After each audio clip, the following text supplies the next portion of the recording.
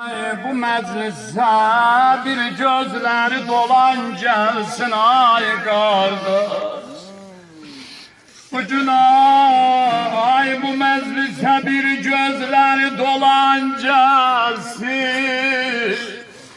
Əlini ürək başına qoyub qardaş qəbrinə zəvar gəlsin ay qardaş.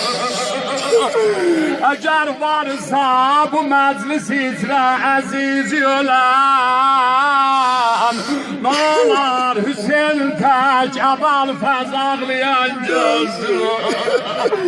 Ya Hüseyin,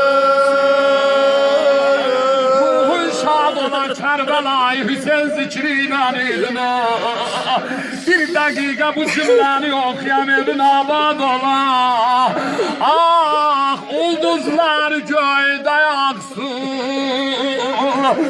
mən qəbr içinə baxaram, olar axsın ay. Kərbəlanı bundan sonra soruşan olsa, bu güllü məzara baxsın ay qardaşım. Yaralı kardeşim eyvah, əzinem qalasız mən ağlayanlar. Bu Kərbəlayı kardeşimin dilinden okuyam. Əzinem qalasız mən ağlayanlar. Şəhər el oba olmaz qalasız.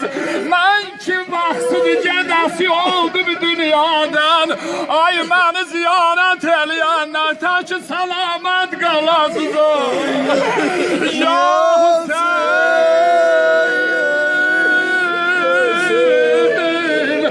akşamlar ay akşamlar, çıraq yanar akşamlar. Hamı gələnlər gedər evinə, analar gözü yol çəkər oğul sarıdan akşamlar. Ya Hüseyin, Diyar ayam ağlar bacı, sinəni dağlar bacı. Diyar ayam ağlar bacı, sinəni dağlar bacı. Axı qardaşlar can verəndə, gözlərin bağlar bacı.